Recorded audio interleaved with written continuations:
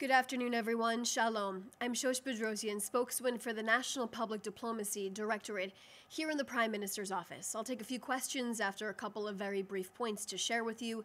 Just make sure you put your questions in the chat of this Zoom with your name and your outlet. It is Monday, October 27th, and today is day 752 since Hamas decided to launch a war on Israel, kidnapping our people and murdering hundreds. Today marks exactly 2 weeks, 14 days since our hostages returned home to Israel and reunited with their families. 14 days since they were freed from the chains, the starvation, and the torture Hamas inflicted on them. A day that marks the start of the rehabilitation journeys. Their stories of survival are harrowing to hear, repelling forced Islamic conversions, eating one bite of pita a day while their captors feasted, the beatings, the torture, and being kept in cages for nearly all of their time in captivity. The Prime Minister heard their stories. He looked into their eyes as he made a commitment 2 years ago to bring them all home. Israel has committed to this ceasefire plan for more than 2 weeks now, as did Hamas. Hamas has violated the agreement and not returned all of our hostages. Israel has only received the bodies of 15 of our 28 deceased hostages, and for the last 5 days, we have received nothing from Hamas. Broken promises and commitments. Hamas is still a terror organization whose only reason for holding our murdered hostages is to further torture their families. Hamas committed to President Trump and other Arab leaders' plan that they will comply to this plan, which includes phase 1 to release all of our remaining hostages. Hamas knows where they are located, and there is no other option but for them to be released back home. I mentioned in yesterday's briefing that an Egyptian technical team is now in Gaza to help search for the remains of our deceased hostages. The team will bring in more equipment to help the retrieval of the hostages, including tractor-type vehicles. The Red Cross, the Egyptian technical team, and a Hamas person have also been permitted to enter beyond the IDF's yellow line position in Gaza under close IDF supervision to identify the location of our hostages. Hamas kidnapped them and murdered them. Israel demands the terror group locates them. Next to the election results in Argentina, Prime Minister Netanyahu congratulated President Javier Milei on his victory in yesterday's elections. The Prime Minister expressed his deep appreciation for President Milei, who has allied his government to the state of Israel and the Jewish people, and who has stood up against those who have slandered this country. The Prime Minister said true leaders defy the odds in pursuit of a great cause, repeating the Israeli military motto, "Who dares, wins." Prime Minister Netanyahu is scheduled to have a phone call with President Milei later today to congratulate him on his victory. I'll now take a few questions.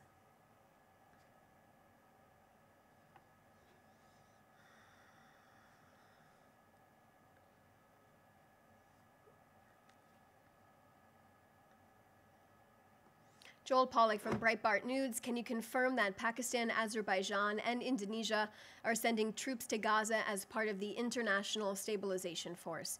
So what I can tell you on this is that in terms of the future of what this International Stabilization Force might look like, details are still being worked out on that. I will echo the words of Prime Minister Netanyahu and say these conversations are happening and they will be announced at a later date once these details are ironed out.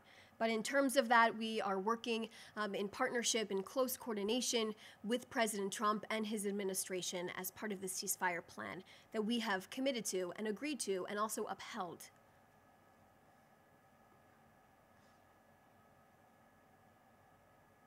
Adam Parsons, Sky News, do you accept that Hamas was being truthful when it said previously that it could not locate all the bodies, and will you allow the Rafah crossing to open? So, Adam, like I have said in the past, Hamas is a terror organization.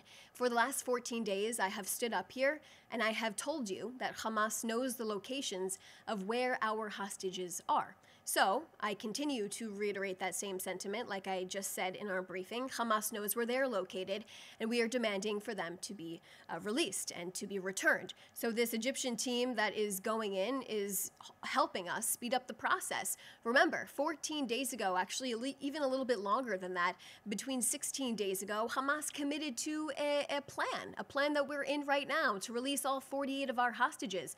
And we are waiting for 13 deceased hostages to return back home. We had 28 deceased hostages in total inside of the Gaza Strip. We're demanding for the release of the remaining ones. And like I said, Hamas knows where our hostages are located, and we are wondering why they're not being returned on time. Andre Lombard from the BBC, you mentioned that a person from Hamas joined the Egyptian team to search for the remaining hostages. Is it just one individual, and how was that negotiated? What I said in the briefing is what the answer is to that question. Jean Paul from PBS News, following the to and from and the vote on the annexation of the West Bank, what is the official government position, please? Jean, we have released a statement on this last week, so you can go back to that statement. You can find it on our X page.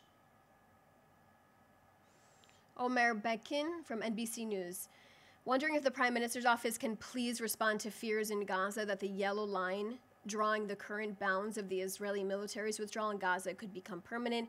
Can the Prime Minister's office provide any comments on whether this boundary is expected to become permanent and address the concerns that it will? So in terms of this, for the foreseeable future, Israel will have overall security control of the Gaza Strip. We will ensure that another October 7th will not take place again. When it comes to the yellow line, this is part of the plan. This is what we all agreed to, and that is where our IDF troops are now redeployed to at this moment in time.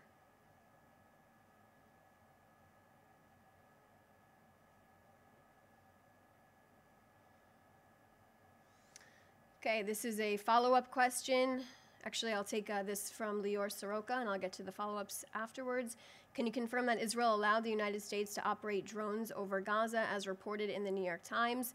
The United States and Israel are in full coordination with each other under this plan, and we have had long discussions. Of course, we've had visitors from the Trump administration over the last week, many visitors, as you know, including Special Envoy Steve Witkoff. We've had Jared Kushner, Vice President Vance, and Secretary of State Marco Rubio here. So in terms of what is happening on the ground inside of Gaza and above ground, we are in coordination with the Americans.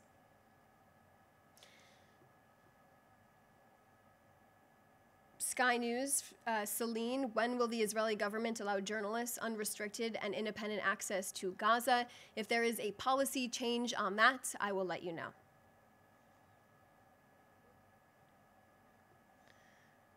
Okay, from Adam again, following up on the clarification, are you now confident that you will now be able to reach the deceased hostages?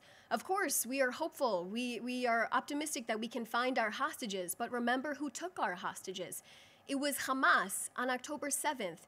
Remember, these deceased hostages were also alive on October 7th. They were murdered either on October 7th, on that horrific day, or they were murdered in captivity, with the exception of one soldier who was murdered and kidnapped back in 2014. We are seeking for the release of all of our hostages at this point in time, and we will continue to do so. It has been 2 weeks. We have upheld our side of this agreement, and we are demanding that Hamas is upholding their side of the agreement as well.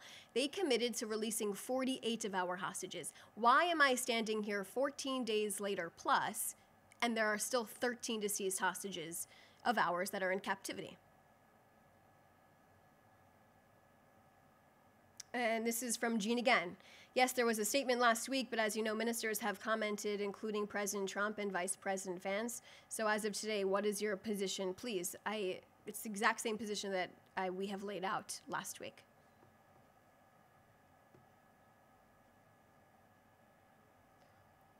Those are the remaining questions that I see in the chat. Of course, if you have any other questions, you can send them to us here at the Prime Minister's office. Thanks so much.